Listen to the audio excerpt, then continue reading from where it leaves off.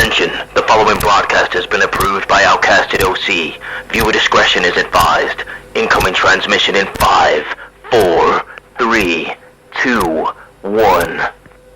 Hello everybody and happy Saturday. Welcome to this week's Smackdown review. You are here with Just G from the Outcasted OC podcast, and this week for Smackdown they are in Denver, Colorado. Apparently it was a sold out arena of just over 14,000 people. So yeah, let's get into this week's review.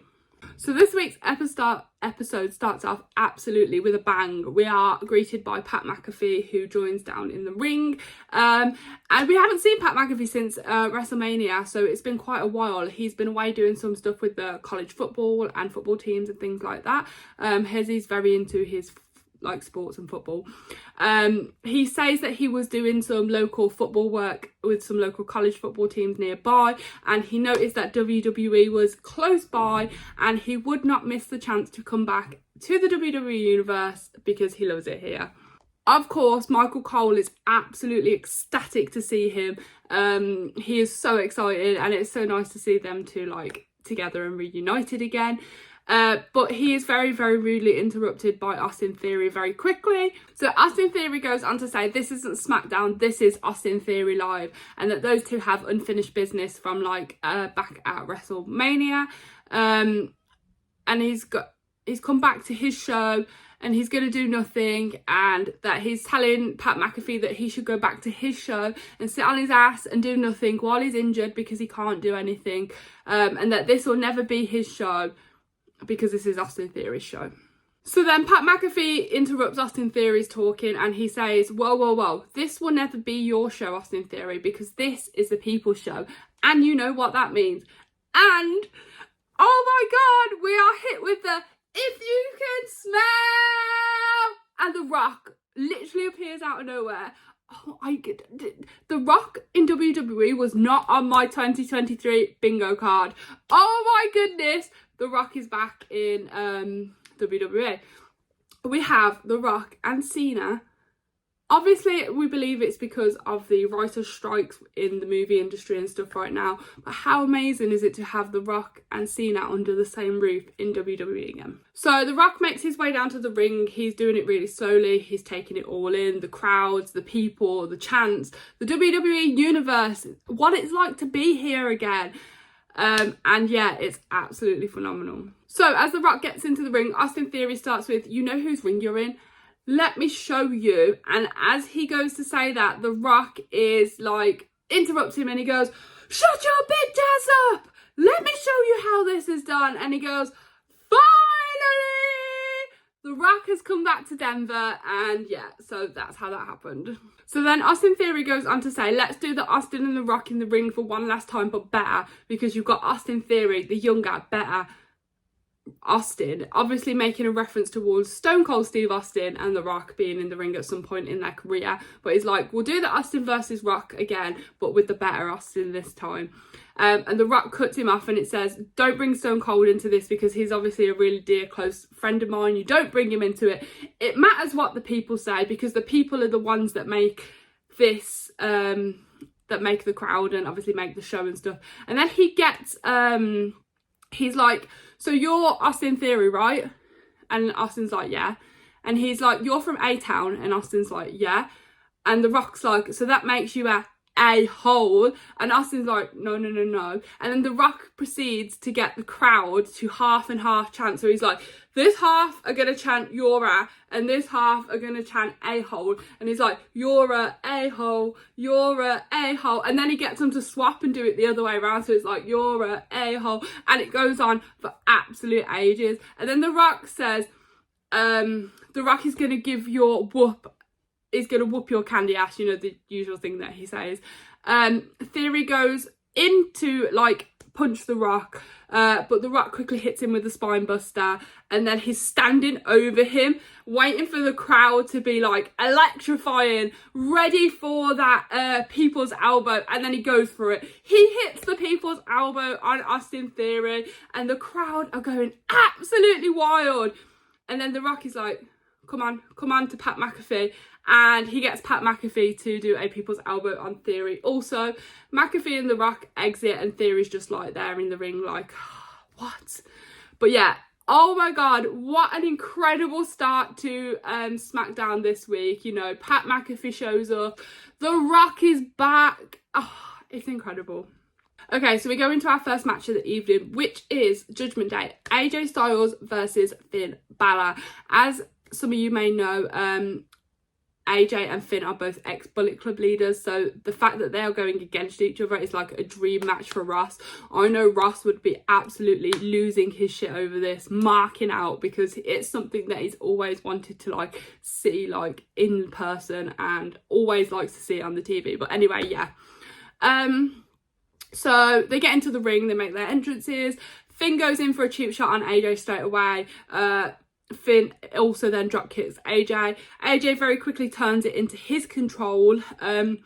Damien grabs AJ from the ringside and throws him onto the ringside while the ref isn't looking, allowing Finn to then come past and drop kick him out of the ring, AJ out of the ring.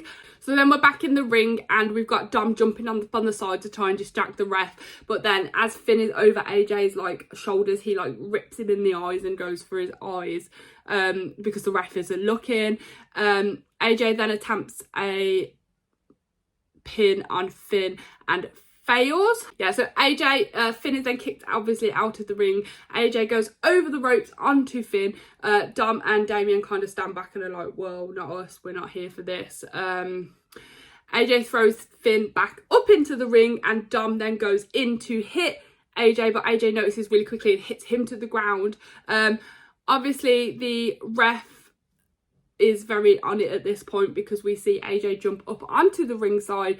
Damien goes to grab his leg, but the ref is like, get out! And he sends AJ and Dom back to the locker room, away from ringside, because they obviously tried to interfere. So at this point, Finn is in the ring, AJ is on the side. He attempts a phenomenal forearm over the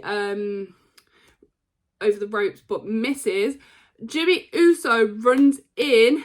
AJ notices from the other side of the ring and runs to push him off the ringside, but he quickly hides beside the announce table, so the ref did not notice that Jimmy was also trying to interfere, which then gives Finn chance to come in from behind, and he rolls up AJ and grabs the win. So Finn had an assisted win from Jimmy Uso. So we then move on to a backstage segment between Pat McAfee and The Rock. They are just talking about their moment they had opening SmackDown. And then McAfee goes, there's someone there that you can't see. And The Rock turns around and Cena is there. And they kind of like look at each other for a second. And The Rock is like, I can see you trying to smile, John. And he's like, I know. John puts his hand out and is like, welcome home, and they have a good embrace, like a big hug, and that was really sweet, really cute. Like I said, it's crazy that we are in 2023 and we have The Rock and Cena under the same roof in WWE again. Absolutely phenomenal, absolutely wild, and I can't wait to see where this goes. As then the cameras move on to Jimmy backstage, and Finn walks up to him and is like, thanks Jimmy for helping me out with the win. And Jimmy is like, oh, so we're even now because you helped me last week, I helped you this week. And it's all about, you know, giving back to the people that help you. Finn goes on to say that he saw Jay. I saw your brother last week on Raw. I bet you miss him. Finn was like, we were trying to get him into the Judgment Day. We offered him a place in the Judgment Day and he never said no. And then Finn tries to recruit Jimmy into the Judgment Day. He's like, maybe you and your brother could both join the Judgment Day. And he's like, do you know what's good about the Judgment Day? We have no leaders. And do you know what that makes different from the Bloodline? There would be no Roman. No one controlling you, and we all do what we want to do. And JD's like, nah, I'm okay. Jimmy's like, nah, I'm okay. And he walks off. Finn walks off, and then Paul Heyman comes in behind and he's like, what just happened there? But yeah, that's how that went down. So we then skip to the LWO in ring. Ray's on the microphone. He's saying since he came to SmackDown over a year ago, he was in a bad place, but since then he has found his family, he has found the people he wants to be beside, people to support him. He is now the United States champion and is happy for everything he's got around him, including like the LWO and stuff. They've made him come out of that bad place into a better place, champion, and you know, with the LWO, with all his family around him. Santos then goes to say that it is his career goal to face his idol Rey Mysterio with a championship belt on the line. So Santos asks Rey for a title opportunity against him. And Rey's like, you want a title opportunity against me? You're asking for a title opportunity against me? And then Rey goes, obviously I'm going to accept. But he looked really angry for a second, so you didn't know whether he was annoyed or angry that he'd asked for it. But no, he was so happy. Oh my God, I would be so excited for that match. I think ever since they were doing the United States champion stuff with Rey, Santos and Austin, I think the whole setup was always going to be for Rey versus Santos in the end. So I feel like we're definitely 100% going to get that because Rey has just accepted the challenge from Santos. We are then rudely interrupted, well, the LWO are rudely interrupted by Bobby Lashley and the Street Profits, or, you know, like Street Business or Suits Profits, Street, I don't know what they're calling them. Streets Business is probably the one that I've heard the most, but yeah. So Bobby comes out on the mic and he's like, so we've got tag teams that are crumbling and tag teams that are having love fests in the middle of the ring. And then Angelo Dawkins like, oh, and we've got Rey Mysterio accepting challenges like Oprah Winfrey. Is that who it is? I think that's who he said.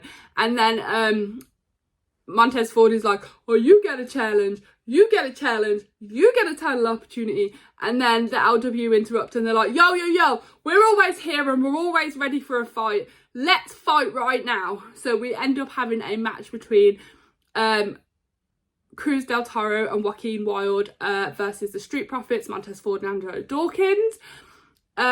This match was a squash match. The LWO were very, very, very quickly squashed by the Street Profits. The match was literally about a minute long. It wasn't long at all. And as the Street Profits win, they kind of walk to the side where Bobby Lashley is stood. Bobby Lashley says something to them that we can't hear, and they go back in for more on the LWO, to which Santos and Rey then jump in and stop them. And then Bobby Lashley comes in, he hits Santos and moves him out the way. And then you've got Rey and Bobby kind of like staring each other down, but Angelo Dawkins then hits Rey and they all kind of like walk away. So there's a bit of a feud going on between Hurt Business and, well, Street Business and the LWO there. So we then move on to The Miz versus LA Knight. They both make their entrances down and we have no opening promo from LA Knight. So we go straight into the match. LA Knight is in control from the beginning of this match. The Miz doesn't stand a chance. Like, LA Knight is going. The Miz then manages to drop LA Knight into the turnbuckle. Miz is then hitting chop after chop after chop. I think he does about 4 or 5 on LA Knight, who then manages to get out, and then he hits a couple of chops back on the Miz in the middle of the ring. LA Knight then power bombs the Miz and goes in for a pin, but the Miz manages to kick out at 2. Obviously, the Miz and LA Knight put up a good fight, so there is constant pins and kicks at 2. The Miz kicks LA Knight down to the middle of the ring. LA Knight gets the Miz into a neck breaker, but attempts to pin the Miz, but the Miz manages to kick out at 2. So then the Miz goes in multiple times to kick LA Knight. He kicks him a few times in the side, a few times in the stomach, then a few times in the face. He goes in to pin LA Knight, but again, LA Knight manages to kick out at 2. At this point in the match, LA Knight is trying to gain control over the match again against the Miz. He hits a DDT to the Miz and manages to then get the Miz in a pin, but doesn't. The Miz manages to kick out at 2. There is multiple roll-ups back and forth, multiple kick-outs back and forth from each other. The Miz hits another DDT to LA Knight, but LA Knight this time manages to counter that DDT so it doesn't fully go forward. The Miz gets back in the ring. LA Knight gets back in the middle of the ring. He hits a BFT to the Miz and pins to win the match. LA Knight then goes on to grab a microphone because it wouldn't be SmackDown if we didn't have a short promo or something from LA Knight. He says since he came to SmackDown, he's been coming for the gold, whether it's Gunther, whether it's United States Championship, Rey Mysterio, whether it's Seth freaking Rollins, and it doesn't matter if it's Roman, he's going to hold that gold at some time, but he's literally called out all of the champions and says he's coming for them, and with everybody saying LA Knight, yeah. So as LA Knight's doing like his thing in the ring and walking off, we see a TV back screen with LA Knight on, and it pans around to someone watching LA Knight, which turns out to be Solo Sikoa and Paul Heyman. I believe Solo said LA Knight is my problem, but I couldn't quite understand what he was saying because he was whispering, and Paul Heyman was like, but Roman hasn't given that order. That isn't your problem till Roman gives that order. Our problem right now is Jimmy, because Jimmy's picking fights, Jimmy's picking battles, and we need to be there to support him and control him and back him up when he picks these battles.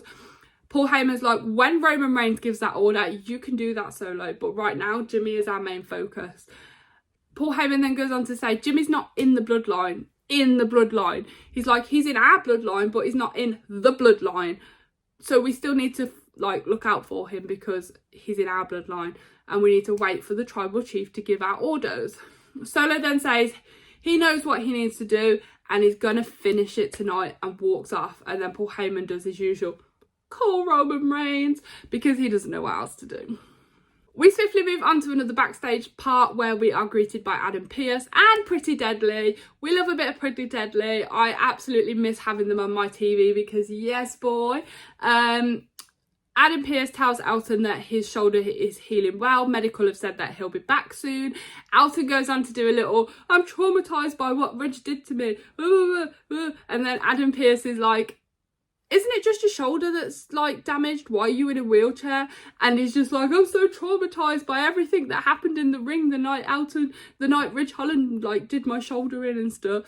And then they kind of have a little heart to heart, the Pretty Deadly boys, and they're like, we'll be back in no time, because yes boy, I'm excited for when they come back. So our next match is Bayley versus Asuka. This is our main event match. We start with a little backstage segment of Dakota and Bayley with no presence of Io Sky.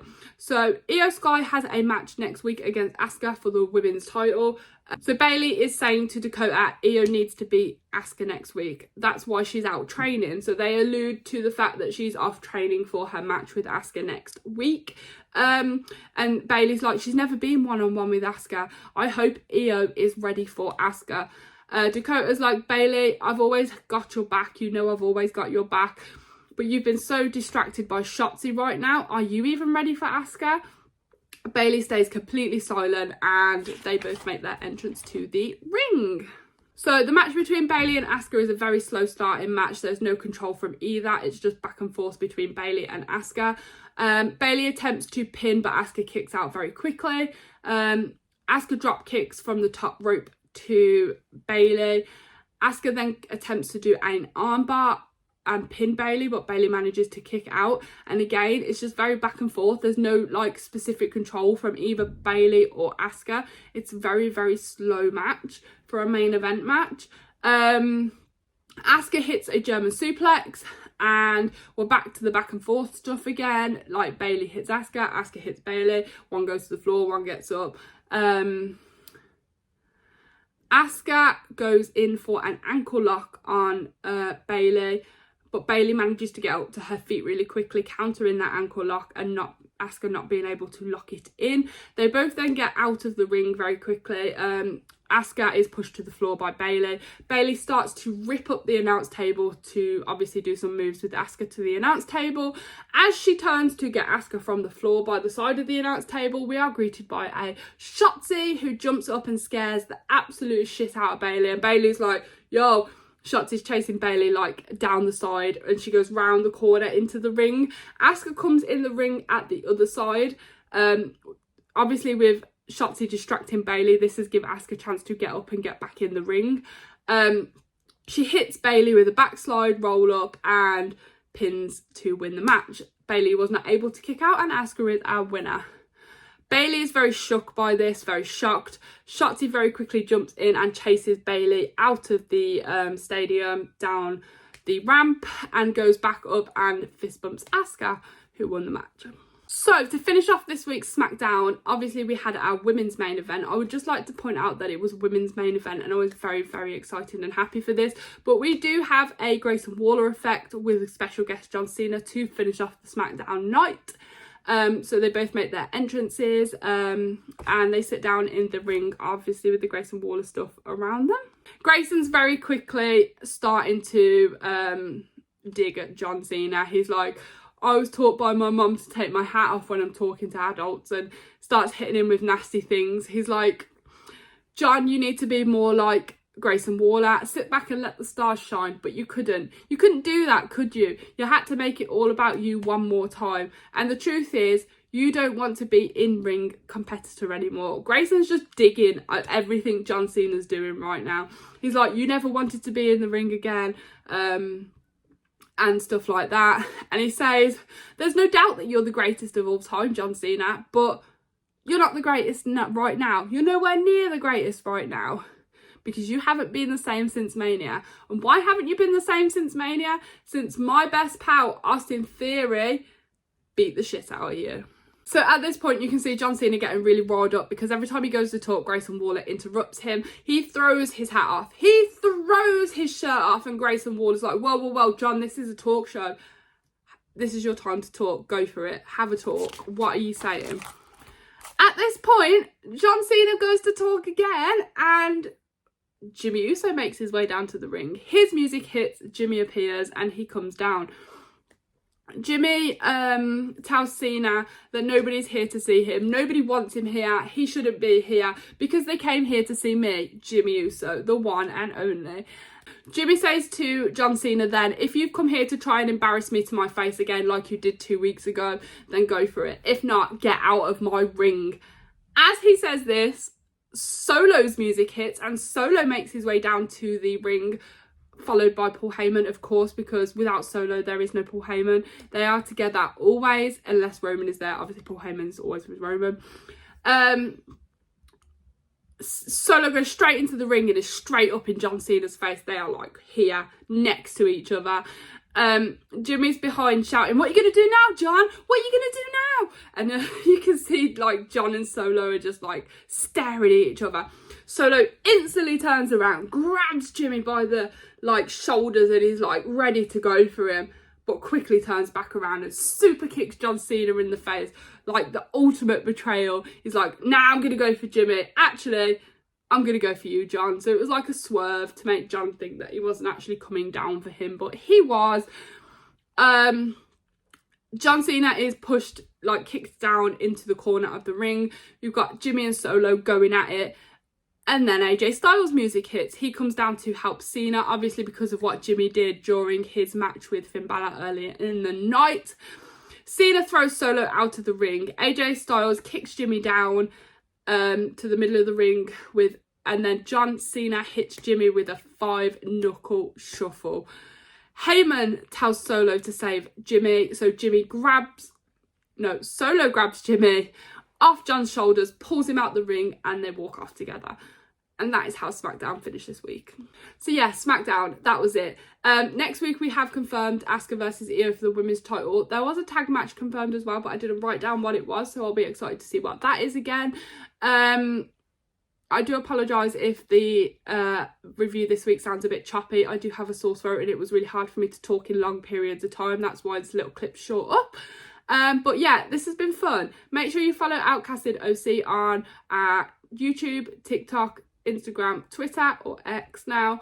Make sure you check out the gang's personal social medias. They're all down below. And we will see you on Tuesday, for the Raw review, Wednesday for the NXT review, and Thursday for podcast. Next week's podcast, we are talking about the PWI 500 list. We're going to have a little chat about the top 10 and who we think deserves to be in that top 10 and who we think should not be in that top 10. So yeah, we'll catch you soon. Bye guys!